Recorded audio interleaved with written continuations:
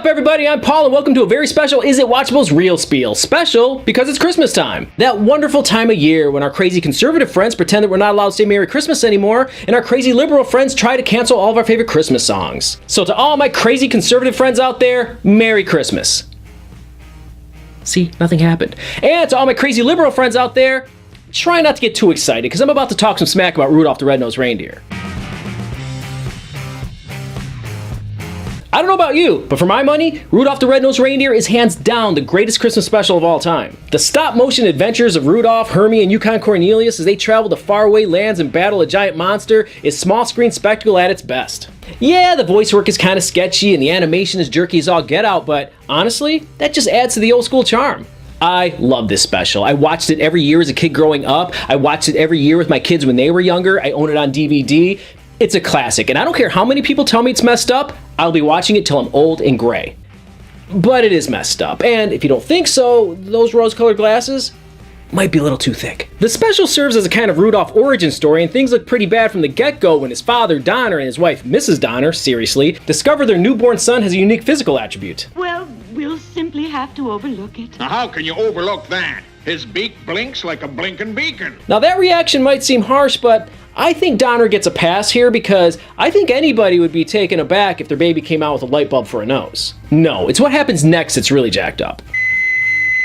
Great bouncing iceberg. Now, I'm sure it'll stop as soon as he grows up, Santa. Well, let's hope so if he wants to make the sleigh team someday. Okay, a couple things to unpack here. First, man, f*** Santa all to pieces. What a chrome-plated jerk. I mean, he's supposed to be some fun-loving, jolly, kind old man, but I guess that's only reserved for kids who don't have any type of physical abnormalities. 2, Donner's a complete wuss.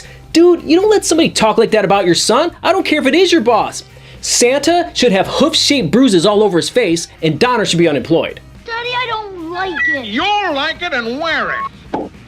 It's not very comfortable. Now, some people have called Donner out for making Rudolph wear that rubber cap on his nose. I've heard people say that instead, Donner should have taught Rudolph to embrace who he is and not be ashamed or try to hide what it is that makes him special. But I'm gonna give Donner another pass here. I mean, we've already gotten a taste of what their world is like from that Santa Claus visit, so I don't think it's a stretch to assume that Donner knows exactly what kind of reception Rudolph will get without that disguise. He's only looking out for his son here. And of course later we see that he was absolutely right. At the reindeer tryouts, Rudolph is quick to make friends, popular with the ladies, I think you're cute. and blows everyone away with his mad flying skills. But when that cap falls off his nose, none of that seems to matter. Hey, look at the beak. Honor, you should be ashamed of yourself. From now on, gang, we won't let Rudolph join in any reindeer games, right? Look, I know kids can be cruel, and we already know what kind of person Santa is, but even the coach gets in on the action. I mean, it's bad enough to see an adult treating a kid that way, but he's a coach, which tells you he must be some kind of next-level D-bag. Why? Because if you've played sports, coached sports, or even watched sports, then you know that coaches are only concerned with one thing: winning. If a kid showed up to Little League tryouts and proceeded to hit bomb after bomb over the fence, it wouldn't matter if he had a foot growing out of his forehead. He'd be hitting third in that fucking lineup. The only reindeer that doesn't seem bothered by Rudolph's nose is Clarice, the one that said he was cute. Either because she's more open-minded than the others, or figures it might have some more stimulating uses in the future. But her dad doesn't want that nose anywhere near his daughter.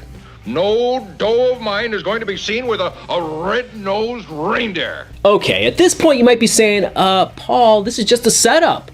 They're just establishing all the hate and prejudice that Rudolph is going to have to overcome in the second and third acts. They're just laying the foundation to illustrate how much everybody will grow and the lessons they'll learn by the end of the movie. And to that, I say bullshit. Nobody really learns anything. Nobody grows and sees the error of their ways. Nothing really gets any better.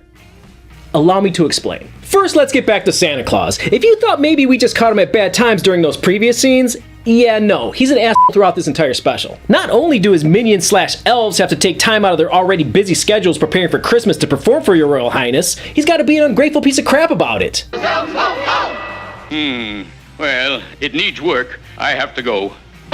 What the hell? And speaking of those elves, those guys don't appear to have much choice in what they do for a living. I just don't like to make toys. What?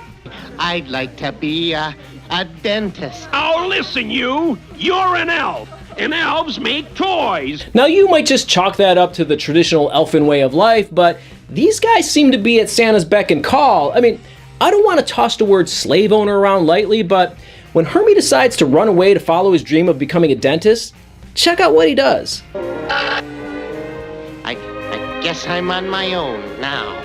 First of all, he's presumably an adult, or else there's some child labor laws being circumvented, so as an adult, why would he have to run away in the first place? He should just sashay out the front door like a pimp and be like, adios bitches, if y'all need me, I'll be at dentist school. But no, he climbs out the window. I don't even think that's running away. Where I come from, that's called escaping. So he meets up with Rudolph and they sing that song about being misfits and stuff and then run away / escape together. Back at the Donner residence, Rudolph's parents are understandably upset when they learn he's run away. He knew that the only thing to do was to go out and look for his little buck.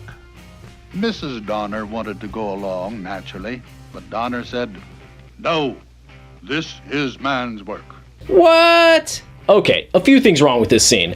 First, even the most sexist guy you know watches that scene and goes, damn, that's sexist. 2, all you mothers out there and everyone who's ever had a mother knows that if her kid is in any kind of trouble whatsoever, that mom strength will kick in and ain't nobody holding her back. Donner would also have hoof-shaped bruises all over his face. And 3, yeah, Donner's acting all hard now when it's only his wife, but when Santa was talking smack about his son earlier, he was a little bitch. So Rudolph and Hermie hook up with Yukon Cornelius and they wind up on the island of Misfit Toys, which, true to its name, is an island where unwanted misfit toys are forced to live. Forced to live because they're misfits. They're just toys though, so what's the big deal? The big deal is that they're shown to be sentient right off the bat. Rudolph, Hermie, and the very human Yukon Cornelius interact with them, hear them sing a song, and see a number of them cry. Cry, as in they actually have feelings and emotions. They're alive, and yet, because of their status as a persecuted minority group, they're forced to live on this island, or if this were the real world, concentration camp.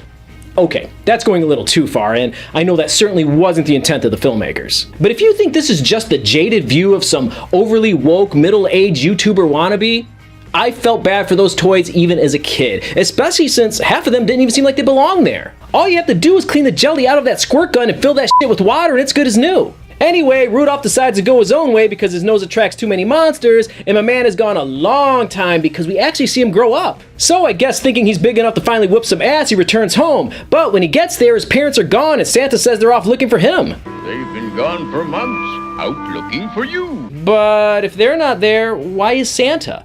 Is he house sitting? Is he going through Mrs. Donner's underwear drawer?